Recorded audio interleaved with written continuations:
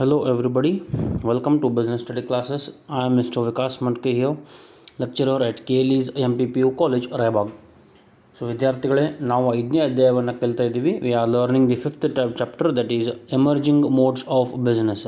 ವ್ಯವಹಾರದ ಉದಯಿಸುತ್ತಿರುವ ಪದ್ಧತಿಗಳ ಬಗ್ಗೆ ನಾವು ಕಲಿತಾ ಇದ್ದೀವಿ. ಲಾಸ್ಟ್ ಕ್ಲಾಸ್ನಲ್ಲಿ ಇದರ ಬಗ್ಗೆ ಒಂದು ಸ್ವಲ್ಪ ಇಂಟ್ರಡಕ್ಷನ್ ನಾನು ನಿಮಗೆ ತಿಳಿಸ್ಕೊಟ್ಟಿದ್ದೀನಿ. We have discussed about the introduction on this chapter, and that we have discussed about the mode of business. Mode of business means not doing the new business but doing the same business in a different manner. ವ್ಯವಹಾರದ ಪದ್ಧತಿ ಬಗ್ಗೆ ನಾವು ಕಲ್ತಿದ್ದೀವಿ. ವ್ಯವಹಾರ ಪದ್ಧತಿ ಅಂದರೆ ಹೊಸ ಒಂದು ವ್ಯವಹಾರ ಮಾಡೋದಕ್ಕೆ ನಾವು ವ್ಯವಹಾರದ ಪದ್ಧತಿ ಅನ್ನುವುದಿಲ್ಲ, ಬಟ್ ಅದೇ ಒಂದು ವ್ಯವಹಾರವನ್ನು ಬೇರೆ ಬೇರೆ ವಿಧಾನಗಳಲ್ಲಿ ಮಾಡುವುದಕ್ಕೆ ನಾವು ವ್ಯವಹಾರ ಪದ್ಧತಿ ಅಂತ ಕರಿತೀವಿ. ಆಮೇಲೆ ಇಲ್ಲಿ 3 ಪ್ರವೃತ್ತಿಗಳನ್ನು ನೀವು ಕಾಣ್ಬೋದು. ಒಂದನೇದು ಡಿಜಿಟೈಸೇಷನ್ ಅಂತ, ಎರಡನೇದು ಹೊರಗುತ್ತಿಗೆ, ಮೂರನೇದು ಇಂಟರ್ನ್ಯಾಷನಲೈಸೇಷನ್ ಆ್ಯಂಡ್ ಗ್ಲೋಬಲೈಸೇಷನ್, ಅಂತಾರಾಷ್ಟ್ರೀಕರಣ ಮತ್ತು ಜಾಗತೀಕರಣ ಅಂತ. In English, the first point is digitisation, the second point is ಹೊರಗುತ್ತಿಗೆ, that is outsourcing, and third one is internationalization and globalization. About outsourcing we will learn in the next classes and the coming classes, and international trade is learned in the 11th chapter of your subject. So ಅಂತಾರಾಷ್ಟ್ರೀಕರಣ ಅಥವಾ ಅಂತಾರಾಷ್ಟ್ರೀಯ ವ್ಯಾಪಾರ ಬಗ್ಗೆ ನಾವು 11ನೇ ಅಧ್ಯಾಯದಲ್ಲಿ study ಮಾಡೋಣ. ಹೊರಗುತ್ತಿಗೆ ಮುಂದೆ ಬರುವ ಕ್ಲಾಸ್ನಲ್ಲಿ ಡಿಸ್ಕಸ್ ಮಾಡತಕ್ಕದ್ದು. ಈಗ ಡಿಜಿಟೈಸೇಷನ್ ಅಂದರೆ ಏನು ಅನ್ನೋದನ್ನು ಲಾಸ್ಟ್ ಕ್ಲಾಸ್ನಲ್ಲಿ ಹೇಳಿದ್ದೀನಿ ನಾನು. Binary language, that is 1 and 0, ಈ ಒಂದು ಸಂಖ್ಯೆಗಳನ್ನು ಯೂಸ್ ಮಾಡಿಕೊಂಡು ನಾವೇನು ಮಾಡ್ತೀವಿ, ಇಲ್ಲಿ ಕನ್ವರ್ಟ್ ಮಾಡ್ತೀವಿ, ರೂಪಾಂತರ ಮಾಡ್ತೀವಿ. ಅದನ್ನು ರೂಪಾಂತರ ಮಾಡಿ ಕನ್ವರ್ಟ್ ಮಾಡಿಕೊಂಡು ಆಮೇಲೆ ಪ್ರಸರಣವನ್ನು ಮಾಡ್ತೀವಿ. ಇದನ್ನು 1 ಮಾರ್ಕ್ಸ್ ಅಥವಾ 2 ಮಾರ್ಕ್ಸ್ ಕೇಳ್ಬೋದು. ಡಿಜಿಟೈಸೇಷನ್ ಅಂದರೆ ಏನು ಅಂತ.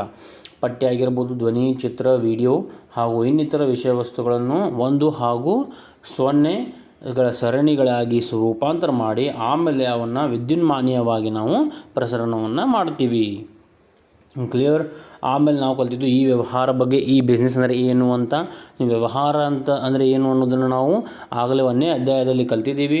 We have learned what is business. Business ಅಂದರೆ ಏನೋ ಅಲ್ಲಿ ಕೈಗಾರಿಕೆ ಬರುತ್ತೆ, ಇಂಡಸ್ಟ್ರಿ ಬರುತ್ತೆ, ಟ್ರೇಡ್ ವ್ಯಾಪಾರ ಬರುತ್ತೆ, ಹಾಗೂ ವಾಣಿಜ್ಯ ಚಟುವಟಿಕೆಗಳು ಕಾಮರ್ಷಿಯಲ್ ಆ್ಯಕ್ಟಿವಿಟೀಸ್ ಅನ್ನೋ ಒಂದು ಕಾನ್ಸೆಪ್ಟ್ ಬರುತ್ತೆ. ಕರೆಕ್ಟಾ?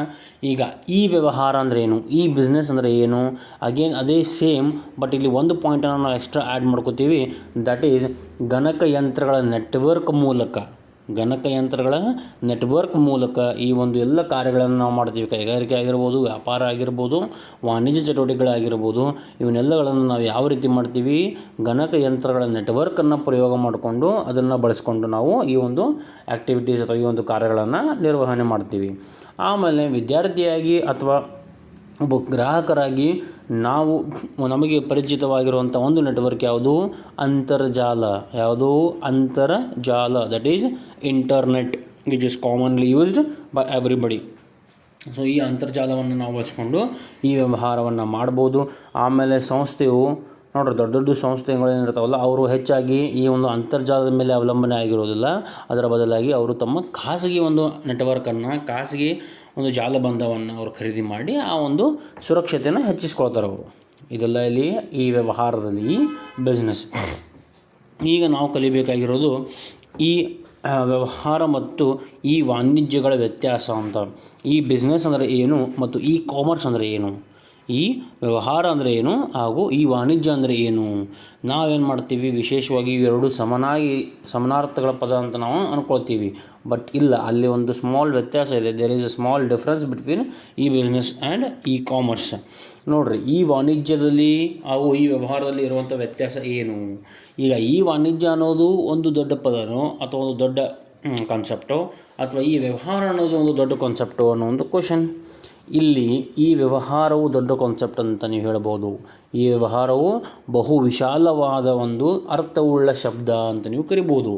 ಈ ವ್ಯವಹಾರವು ಬಹು ವಿಶಾಲವಾದ ಅರ್ಥವುಳ್ಳ ಒಂದು ಶಬ್ದ ಅಂತ ನೀವು ಕರಿಬೋದು. ಇಲ್ಲಿ ಈ ವಾಣಿಜ್ಯವು ಈ ವ್ಯವಹಾರದ ಒಂದು ಭಾಗವಾಗಿದೆ ಅಂತ ನೀವು ಇಲ್ಲಿ ಅನ್ಕೋಬಹುದು. ಈ ವಾಣಿಜ್ಯವು ಈ ವ್ಯವಹಾರದ ಒಂದು ಭಾಗ ಅಂತ ನಾವು ಕರಿಬೋದು. ಈ ವಾಣಿಜ್ಯ ಅಂದರೆ ಏನು ರೀ ಸರ? ಈ ವಾಣಿಜ್ಯ ಅಂದರೇನು? ಒಂದು ಸಂಸ್ಥೆ ಈ ವಾಣಿಜ್ಯ ಅಂದ್ರೇನು? ಅಲ್ಲಿ ಒಂದು ಸಂಸ್ಥೆಯಲ್ಲಿ ತನ್ನ ಗ್ರಾಹಕರೊಡನೆ ಆಗಿರ್ಬೋದು, ಅಥವಾ ಒಂದು ಸಂಸ್ಥೆಯವರು ತನ್ನ ಗ್ರಾಹಕರೊಡನೆ ಆಗಿರ್ಬೋದು, ಅಥವಾ ತನ್ನ ಪೂರೈಕೆದಾರರಾಗಿರ್ಬೋದು, it may be their customers or it may be their suppliers.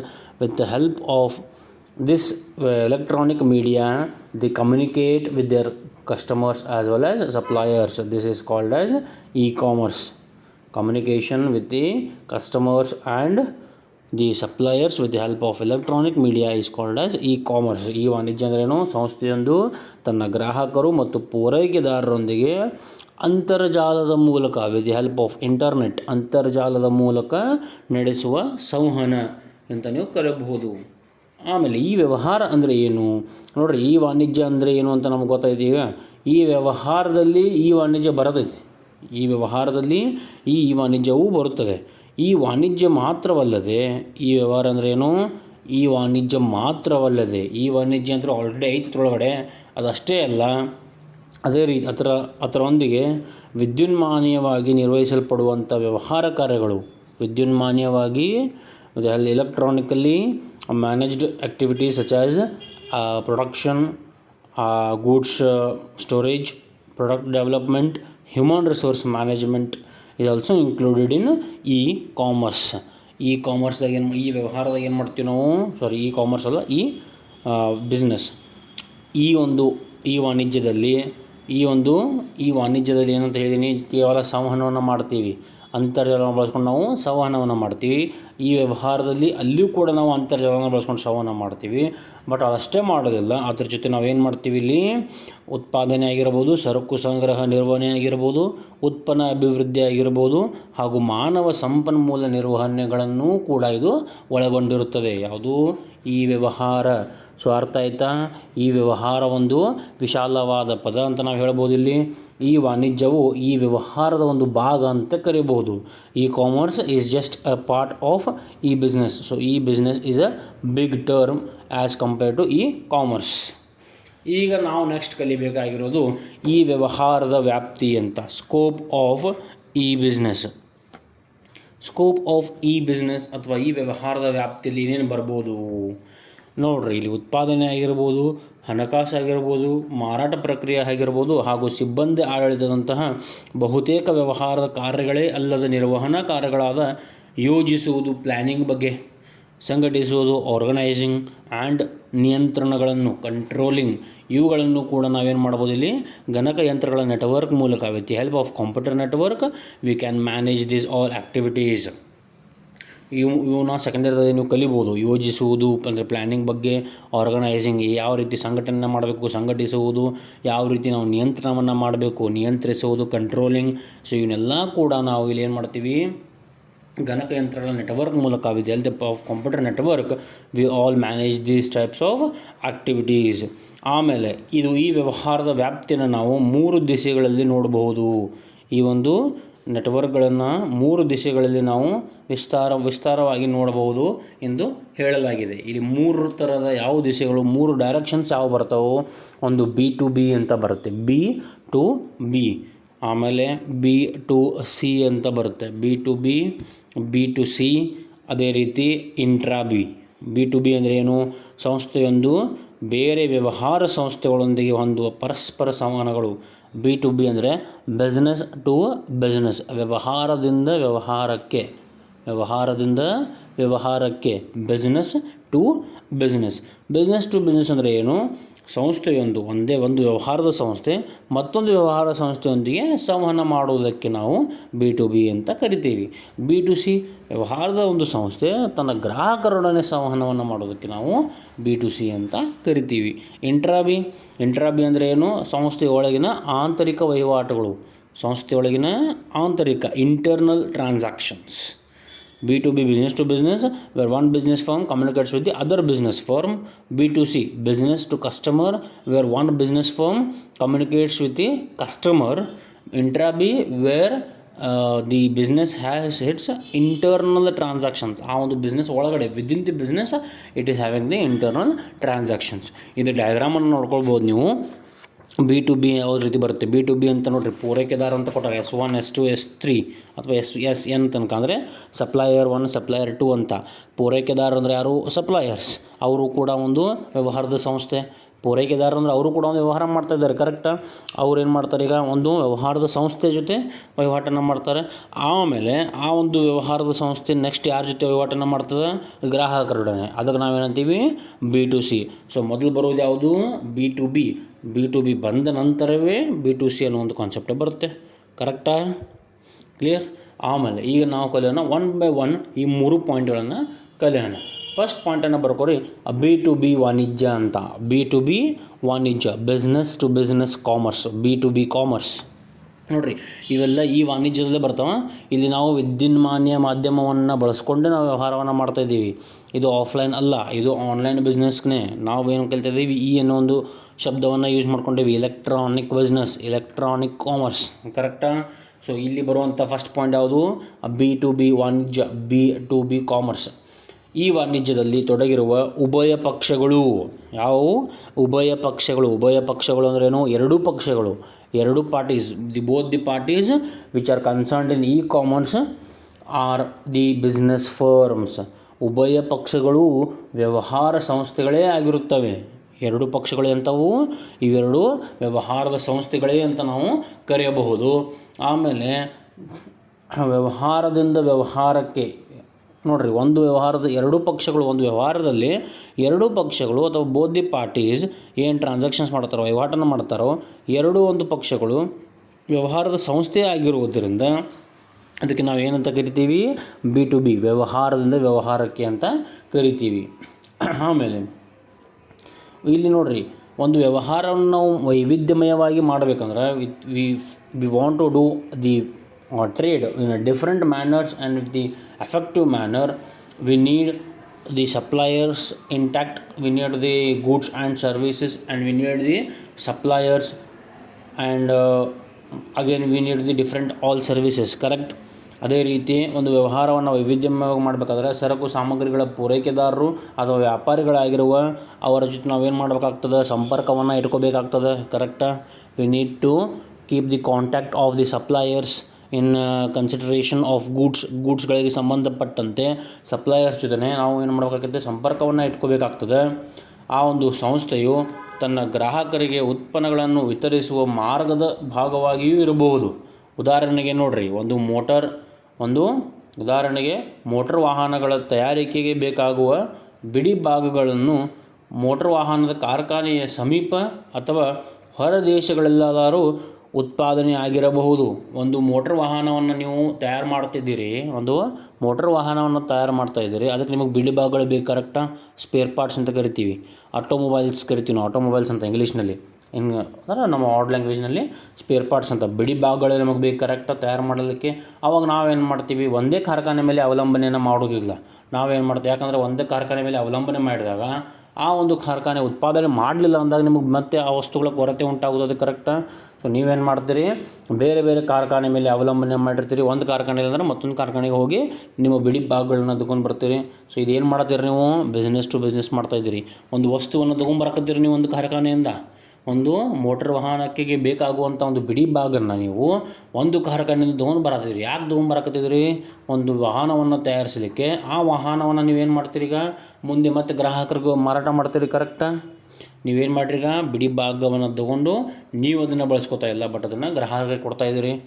ಈಗ ನಿಮಗೆ ಆ ಒಂದು ಕಾರ್ಖಾನೆಯ ಮಾಲೀಕ ಅಥವಾ ಆ ಒಂದು ಕಾರ್ಖಾನೆಯವರು ನಿಮಗೆ ಬಿಡಿ ಭಾಗವನ್ನು ಕೊಟ್ಟಾರೀಗ, ಕರೆಕ್ಟಾ? ಅವ್ರೇನು ಮಾಡ್ತಾಯಿದ್ದಾರೆ? ಅವರು ಕೂಡ ಒಂದು ವ್ಯವಹಾರದ ಸಂಸ್ಥೆ. ನೀವೇನು ಮಾಡ್ತಾಯಿದ್ದೀರಾ? ನೀವೊಂದು ವಾಹನವನ್ನು ತಯಾರಿಸ್ತಾ ಇದ್ದೀರಾ, ನೀವು ಕೂಡ ಒಂದು ವ್ಯವಹಾರದ ಸಂಸ್ಥೆ. ಇದಕ್ಕೆ ನಾವು B2B ಅಂತ ಅಂತೀವಿ. ಒಂದು ವ್ಯವಹಾರದ ಸಂಸ್ಥೆ ಮತ್ತೊಂದು ವ್ಯವಹಾರದ ಸಂಸ್ಥೆಯೊಂದಿಗೆ ವ್ಯವಹಾರ ಮಾಡೋದಕ್ಕೆ ನಾವೇನಂತ ಕರಿತೀವಿ? B2B ವಾಣಿಜ್ಯ ಅಂತ ನಾವು ಕರಿಬಹುದು. ಆಮೇಲೆ ಇಲ್ಲಿ ಈ ವಾಣಿಜ್ಯದಲ್ಲಿ ಈ ಕಾಮರ್ಸ್, ಎಲೆಕ್ಟ್ರಾನಿಕ್ ಕಾಮರ್ಸಲ್ಲಿ ಇರುವಂಥ ನಮಗೆ ಒಂದು ಬೆನಿಫಿಟ್ ಏನು? ಗಣಕಯಂತ್ರಗಳ ನೆಟ್ವರ್ಕ್ ಮೂಲಕ ನಾವು ವಸ್ತುವಿನ ಮೇಲೆ ವಾಸ್ತವಿಕ ನಿಯಂತ್ರಣವನ್ನು ಹೊಂದಬಹುದು. ರಿಯಲ್ ಟೈಮ್ ಅಂತ ಹೇಳ್ತೀವಿ ನಾವು, ರಿಯಲ್ ಟೈಮ್ ಕಂಟ್ರೋಲ್, ವಾಸ್ತವಿಕ ನಿಯಂತ್ರಣವನ್ನು ಹೊಂದಬಹುದು. ಈಗ ನೋಡಿರಿ GPS ಅಂತ ಬರ್ತೈತಿ. ಆ GPSಗಳನ್ನು ಯೂಸ್ ಮಾಡೋದ್ರ ಮೂಲಕ ನಮ್ಮ ವೆಹಿಕಲ್ ಎಲ್ಲಿ ಐತೆ ಅನ್ನೋದನ್ನು ನಾವು ಚೆಕ್ ಮಾಡ್ಕೋಬೋದು. ಇದೆಲ್ಲ ಯಾವುದರಿಂದ, ಎಲೆಕ್ಟ್ರಾನಿಕ್ ಮೀಡಿಯಾ ಬರೋದ್ರಿಂದನೇ ಇದೆಲ್ಲ ಬೆನಿಫಿಟ್ ಆಗಿದ್ದು. ಕರೆಕ್ಟಾ? ನಿಮ್ಮ ಒಂದು ಸರಕುಗಳು ನಿಮ್ಮ ಗೃಹಾಣಿನಲ್ಲಿ ಅಥವಾ ನಿಮ್ಮ ದಾಸ್ತಾನಿನಲ್ಲಿ ಇರ್ಬೋದು ಅಥವಾ ಬೇರೆ ಬೇರೆ ಸ್ಥಳಗಳಲ್ಲಿ ಇರ್ಬೋದು. ಆ ಒಂದು ಗೂಡ್ಸ್ಗಳು ಸ್ಟಾಕ್ ಹೆಂಗಿದೆ, ಸ್ಟಾಕ್ ಮೇಂಟೆನೆನ್ಸ್ ಕೂಡ ನೀವು ಗಣಕಯಂತ್ರಗಳ ನೆಟ್ವರ್ಕ್ ಮೂಲಕನೇ ನೋಡ್ಕೊಳ್ಬೋದು. All the facilities you can obtain with help of computer networks regarding the stock, regarding the transportation, as in how much goods has come in and how much goods has gone out. ಎಷ್ಟು ಸರಕುಗಳು ಬಂದು ಎಷ್ಟು ಸರಕುಗಳು ಹೋದಪ್ಪ ಅನ್ನೋದನ್ನು ನೀವು computer ಮೂಲಕನೇ ನೋಡ್ಕೊಳ್ಬೋದು. ಈಗ ನೋಡಿರಿ, ದೊಡ್ಡ ದೊಡ್ಡ ಶೋರೂಮ್ಗೆ ಹೋಗಿರ್ಬೋದು, ನೀವು ದೊಡ್ಡ ಶೋರೂಮ್ಗೆ ಹೋಗಿರ್ಬೋದು ಅಥವಾ ನಿಮ್ಮ ಡಿಮಾರ್ಟ್ ಆಗಿರ್ಬೋದು, ಶಾಪಿಂಗ್ ಮಾಲ್ ನೋಡಿರಿ, ಡಿಮಾರ್ಟ್ ಆಗಿರ್ಬೋದು, ಬಿಗ್ ಬಜಾರ್ ಆಗಿರ್ಬೋದು, ಯಾವುದೇ ಶಾಪಿಂಗ್ ಮಾಲ್ಸ್ ಆಗಿರ್ಬೋದು, ಅದೆಲ್ಲ ಕಂಪ್ಯೂಟರೈಸ್ಡ್ ಇರುತ್ತೆ. ಕರೆಕ್ಟಾ? ಅವ್ರು ಯಾರೂ ಕೈ ಎಣಿಕೆ ಮಾಡೋಂಗಿಲ್ಲ. ಆಟೋಮೆಟಿಕಲಿ ಆ ಒಂದು ಬಾರ್ಕೋಡ್ ಸ್ಕ್ಯಾನರ್ ಐತಿ, ಸ್ಕ್ಯಾನ್ ಮಾಡ್ತಾರೋ ಅದು ರೇಟ್ ಕಂಪ್ಯೂಟರ್ದಾಗ ಬೋದೈತಿ. ಆಮೇಲೆ ಅಲ್ಲಿ ಸ್ಟಾಕ್ ಎಷ್ಟೈತೆ ಅನ್ನೋದನ್ನು ಇವರಿಲ್ಲಿ ಹೋಗಿ ನೀವು ಕೈಲಿ ಎಣಿಸಿ ಬರ್ಬೇಕಂತ ಏನಿಲ್ಲ. ಕಂಪ್ಯೂಟರ್ದಾಗ ನೀವು ಹೊಡೆದ್ರಿ ಈ ಐಟಮ್ ಎಷ್ಟಿದೆಯಪ್ಪ ಅಂತಂದು ಆಟೋಮೆಟಿಕಲಿ ಬರ್ತೈತಿ. ಯಾಕಂದ್ರೆ ಗೂಡ್ಸ್ ಬಂದಾಗ ಅವರು ಕಂಪ್ಯೂಟರ್ನಲ್ಲಿ ಎಂಟ್ರಿ ಮಾಡಿರ್ತಾರೆ. ಸೊ ಗೂಡ್ಸ್ ಹೋದಂಗೆ ಬಿಲ್ ಆಗಿರ್ತೈತೆ ಅಲ್ಲಿ. ಕರೆಕ್ಟಾ? ಸೊ ಏನು ಉಳಿತಲ್ಲ ಅದೇ ಸ್ಟಾಕ್ ಅದು ಕಂಪ್ಯೂಟರ್ದಾಗ ಸಿಗ್ತೈತೆ ನಿಮಗೆ. ಸೊ ಇದೆಲ್ಲ ಏನು ಕಂಪ್ಯೂಟರ್ ನೆಟ್ವರ್ಕ್ಗಳನ್ನು ಯೂಸ್ ಮಾಡ್ಕೊಂಡು ನಾವು ಈ ರೀತಿ ವ್ಯವಹಾರವನ್ನು ಮಾಡ್ತಾಯಿದ್ದೀವಿ. ಕರೆಕ್ಟಾ? ಸೊ ಇದು ಎಲೆಕ್ಟ್ರಾನಿಕ್ ಮೀಡಿಯಾವನ್ನು ಯೂಸ್ ಮಾಡಿಕೊಂಡು ಈ ರೀತಿಯ ಒಂದು ನಾವು ವ್ಯವಹಾರವನ್ನು ಮಾಡ್ತಾಯಿದ್ದೀವಿ. ಇಲ್ಲಿ ರಿಯಲ್ ಟೈಮ್ ಕಂಟ್ರೋಲ್ ಅಂತ ಕರಿತೀವಿ ನಾವು. ರಿಯಲ್ ಟೈಮ್ ಕಂಟ್ರೋಲ್, ವಾಸ್ತವಿಕ ನಿಯಂತ್ರಣವನ್ನು ನಾವಿಲ್ಲಿ ಹೊಂದಬಹುದು. ಆಮೇಲೆ ಈಗ ಎಲೆಕ್ಟ್ರಾನಿಕ್ ಡೇಟಾ ಇಂಟರ್ಚೇಂಜ್ ಅನ್ನೋ ಒಂದು ಕಾನ್ಸೆಪ್ಟ್ನ ನಿಮಗೆ ಒಂದು ಕ್ಲಾಸಲ್ಲಿ ಹೇಳಿ ನೋಡಿರಿ. EDI, electronic data interchange. ಕನ್ನಡದಲ್ಲಿ ವಿದ್ಯುನ್ಮಾನ ಮಾಹಿತಿ ಅಂತರ್ವಿನಿಮಯ ಅಂತ ಕರಿತೀವಿ ನಾವು. ವಿದ್ಯುನ್ಮಾನ ಮಾಹಿತಿ ಅಂತರ್ವಿನಿಮಯ, ಎಲೆಕ್ಟ್ರಾನಿಕ್ ಡೇಟಾ ಇಂಟರ್ಚೇಂಜ್. ಈ ತಂತ್ರಜ್ಞಾನವನ್ನು ಬಳಸ್ಕೊಂಡು ಖರೀದಿ ಆದೇಶವನ್ನು ನೀವು ಮಾಡ್ಕೋಬೋದು. ನೀವು ಈ ಒಂದು ತಂತ್ರಜ್ಞಾನವನ್ನು ಬಳಸ್ಕೊಂಡು ಖರೀದಿ ಆದೇಶವನ್ನು ಮಾಡ್ಕೋಬೋದು. ಅಥವಾ ಬಿಖರಿ ಪಟ್ಟಿಗಳಂತಹ ವಾಣಿಜ್ಯ, ಬಿಖರಿ ಪಟ್ಟಿ ಅಂದರೆ ಏನು, ಸೇಲ್ಸ್, ಏನು ನೀವು ಸೇಲ್ಸ್ ಮಾಡ್ತಿರಲ್ಲ ಆ ಒಂದು ರಿಸಿಟ್ಸ್ಗಳನ್ನು ನೀವು ಮೇಂಟೈನ್ ಮಾಡ್ಬೋದು ಅಥವಾ ನೀವು ಕಳಿಸ್ಬೋದು ಅಥವಾ ನೀವು ಸ್ವೀಕಾರವನ್ನು ಮಾಡ್ಬೋದು. ನಾವೇನು ಮಾಡ್ಬೋದು, ಆನ್ಲೈನಲ್ಲಿ ನಿಮ್ಮ ಮೊಬೈಲ್ಗಳನ್ನು ಯೂಸ್ ಮಾಡಿಕೊಂಡು ಕೂಡ ನೀವು ಮೊಬೈಲ್ನಲ್ಲಿಯೇ ಆರ್ಡರ್ ಮಾಡ್ಕೋಬೋದು. ಆ ಆರ್ಡರ್ಗಳನ್ನು ಆದೇಶ ಯಾವ ನಿಮಗೆ ಸರಕುಗಳು ಬೇಕಾಗಿದೆಯಲ್ಲ, ಖರೀದಿ ಆದೇಶ ಅಂತ ಕರಿತೀವಿ ನಾವು, ಪರ್ಚೇಸ್ ಆರ್ಡರ್, ಅದನ್ನು ನೀವು ಮೊಬೈಲ್ನಲ್ಲೇ ಮಾಡ್ಕೋಬೋದು. ಒಂದು ಎಲೆಕ್ಟ್ರಾನಿಕ್ ಮೀಡಿಯಾನ ಯೂಸ್ ಮಾಡಿಕೊಂಡು ಎಲೆಕ್ಟ್ರಾನಿಕ್ ಡೇಟಾ ಇಂಟರ್ಚೇಂಜ್ ಅನ್ನೋ ಒಂದು ತಂತ್ರಜ್ಞಾನವನ್ನು ಯೂಸ್ ಮಾಡಿಕೊಂಡು ಖರೀದಿ ಆದೇಶ ಮಾಡ್ಬೋದು. ಅಥವಾ ಬಿಕರಿ ಪಟ್ಟಿ ಅಂತ ಕರಿತೀವಿ ನಾವು, ಅಂದರೆ ಸೇಲ್ಸ್ ರಿಸಿಟ್ಸ್ ಅಂತ. ಆ ಸೇಲ್ಸ್ ರಿಸಿಟ್ಸನ್ನು ಕೂಡ ನೀವು ಏನು ಮಾಡ್ಬೋದು, ಮೊಬೈಲ್ನಲ್ಲಿ ಅಥವಾ ಒಂದು ಕಂಪ್ಯೂಟರ್ ನೆಟ್ವರ್ಕ್ನಲ್ಲಿ ನೀವು ಮೇಂಟೈನ್ ಮಾಡಬಹುದು. ಆಮೇಲೆ ಆ ಒಂದು ರಿಸಿಟ್, ಆ ಒಂದು ಸೇಲ್ಸ್ ರಿಸಿಟ್ನ ನೀವು ನಿಮ್ಮ ಗ್ರಾಹಕರಿಗೆ ಕಳಿಸ್ಬೋದು ಅಥವಾ ಅವ್ರ ಕಡೆಯಿಂದ ನೀವು ಸ್ವೀಕಾರ ಮಾಡ್ಕೋಬಹುದು. ನಿಮ್ಮ ಮೇಲ್ಗಡೆ ಇರೋರು, ನಿಮ್ಮ ಪೂರೈಕೆದಾರ ಕಡೆಯಿಂದ ನೀವು ಕಂಪ್ಯೂಟರ್ ನೆಟ್ವರ್ಕ್ಗಳ ಮೂಲಕ ಆನ್ಲೈನ್ನಲ್ಲಿಯೇ ಆ ಒಂದು ಸೇಲ್ಸ್ ರಿಸಿಟನ್ನು ರಿಸೀವ್ ಮಾಡ್ಬೋದು. ನಿಮ್ಮ ಗ್ರಾಹಕರಿಗೆ ಕೂಡ ನೀವು ಕಳಿಸ್ಕೋಬೋದು. ಇದೆಲ್ಲ ಯಾವ ಒಂದು ತಂತ್ರಜ್ಞಾನವನ್ನು ಬಳಸ್ಕೊಂಡು ಮಾಡ್ತೀವಿ ನಾವು, ಎಲೆಕ್ಟ್ರಾನಿಕ್ ಡೇಟಾ ಇಂಟರ್ಚೇಂಜ್, ವಿದ್ಯುನ್ಮಾನ ಮಾಹಿತಿ ಅಂತರ್ವಿನಿಮಯ ಅಂತ ಕರಿತೀವಿ. ಸೊ ವಿದ್ಯಾರ್ಥಿಗಳೇ, ನೆಕ್ಸ್ಟ್ ಕ್ಲಾಸ್ನಲ್ಲಿ ನಾವು ಇನ್ನೂ 2 ಪಾಯಿಂಟ್ಗಳನ್ನು ಕಲಿಯೋಣ. ದಟ್ ಈಸ್ B2C ಬಗ್ಗೆ, business to customer commerce, B2C ವಾಣಿಜ್ಯ. ಅದೇ ರೀತಿ ಇಂಟ್ರಾ ಬಿ ವಾಣಿಜ್ಯ ಅಂತ ಬರುತ್ತೆ, ಅದರ ಬಗ್ಗೆ ಕೂಡ ಕಲಿಯೋಣ. ಈಗ ನಾವು ಈ ಕ್ಲಾಸ್ನಲ್ಲಿ ಕಲ್ತಿದ್ದೇನು, ನಿನ್ನೆ ಕ್ಲಾಸ್ನಲ್ಲಿ ಹೇಳಿದಂಥ ಸ್ವಲ್ಪ ರಿವಿಷನ್ ಮಾಡಿಸಿದ್ದೀನಿ PTK ಬಗ್ಗೆ. ಆಮೇಲೆ ಈ ವ್ಯವಹಾರ ಅಂದರೆ ಏನು, ಈ ವ್ಯವಹಾರ ಮತ್ತು ಈ ವಾಣಿಜ್ಯಕ್ಕೆ ಇರುವಂಥ ವ್ಯತ್ಯಾಸವನ್ನು ನಾವು ಕಲ್ತಿದ್ದೀವಿ. ಈ ವಾಣಿಜ್ಯ ಮತ್ತು ಈ ವ್ಯವಹಾರಕ್ಕೆ ಇರುವಂಥ ವ್ಯತ್ಯಾಸವನ್ನು ನಾವು ಕಲ್ತಿದ್ದೀವಿ. ಆಮೇಲೆ B2B ವಾಣಿಜ್ಯವನ್ನು ಕಲ್ತಿದ್ದೀವಿ. ಇದರೊಳಗಡೆ ಈ ವ್ಯವಹಾರದ ವ್ಯಾಪ್ತಿಯೊಳಗಡೆ, ಈ ವ್ಯವಹಾರದ ವ್ಯಾಪ್ತಿಗಳಲ್ಲಿ 3 ಥರದ ಪಾಯಿಂಟ್ಗಳನ್ನು ನಾವು ಕಾಣ್ಬೋದು. B2B ಅಂದರೆ ಬಿಸ್ನೆಸ್ ಟು ಬಿಸ್ನೆಸ್, B2C ವಾಣಿಜ್ಯ ಅಂದರೆ ಬಿಸ್ನೆಸ್ ಟು ಕಸ್ಟಮರ್, ಆಮೇಲೆ ಇಂಟ್ರಾ ಬಿ ಅಂತ ನಾವು ಕಲಿಬೋದು. ಸೊ ಅದರೊಳಗಡೆ 1 ಪಾಯಿಂಟನ್ನು ಮುಗಿಸಿದ್ದೀನಿ. ನೆಕ್ಸ್ಟ್ ಕ್ಲಾಸ್ನಲ್ಲಿ ಇನ್ನು 2 ಪಾಯಿಂಟ್ಗಳನ್ನು ನಾನು ಕಲಿಸ್ತೀನಿ. ಈಗ ನೀವು ಏನು ಮಾಡಬೇಕು, ಮನೆಯಲ್ಲಿ ನಿಮ್ಮ ಒಂದು ಫೇಸ್ಬುಕ್ಕನ್ನು ಮೇಂಟೈನ್ ಮಾಡಿರಿ, 4ನೇ ಚಾಪ್ಟರ್ ತನಕ ಕಂಪ್ಲೀಟ್ ಮಾಡಿರಬೇಕು. ಓಕೆ, ಸೊ ನಿಮಗೆ ತಿಳಿಲಿಲ್ಲ ಅಂದಾಗ ವಿಡಿಯೋನ ಪಾಸ್ ಮಾಡಿ ರಿಪಿಟೇಟಿವ್ಲಿ ನೋಡ್ದು ಬರ್ರಿ. Thank you. Stay home, stay safe.